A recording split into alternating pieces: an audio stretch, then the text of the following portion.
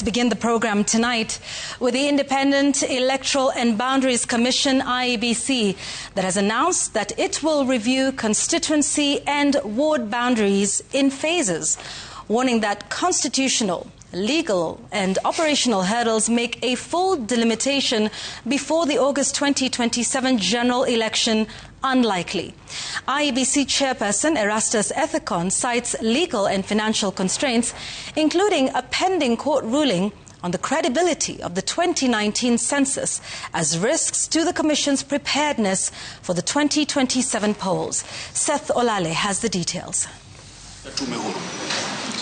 The Constitution requires the Independent Electoral and Boundaries Commission to periodically review electoral boundaries to ensure fair representation and prevent voter dilution. This review, which ought to have been concluded by 2024, has now exceeded the required review timelines of between 8 and 12 years, posing a serious legal constraint ahead of the 2027 general elections. We have challenges in terms of meeting those constitutional timelines, and I've explained the factors that led to that. The absence of the commissioners to undertake the policy decisions and oversight around the boundary review.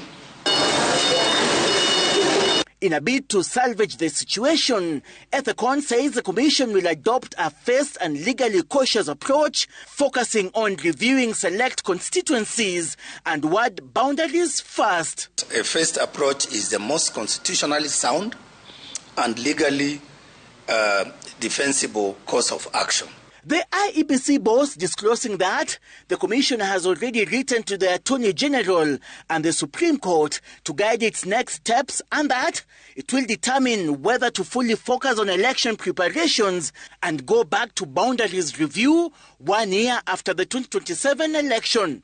We are not yet there. Asked whether failure to meet the stipulated delimitation deadlines would pose a legal threat on the 2027 election outcome, there is that possibility. We can't preempt it. You know, Kenyans, we are a very litigious society. So for us, we are planning on a scenario where we do the best we can under the circumstances. We continue with the activities. The Commission also stated that other legal constraints, including the pending determination on the credibility of the 2019 census report by the courts, could undermine its readiness for the 2027 polls. And in the absence of that data, in the absence of that report, then we cannot be, our hands are tied and we cannot progress.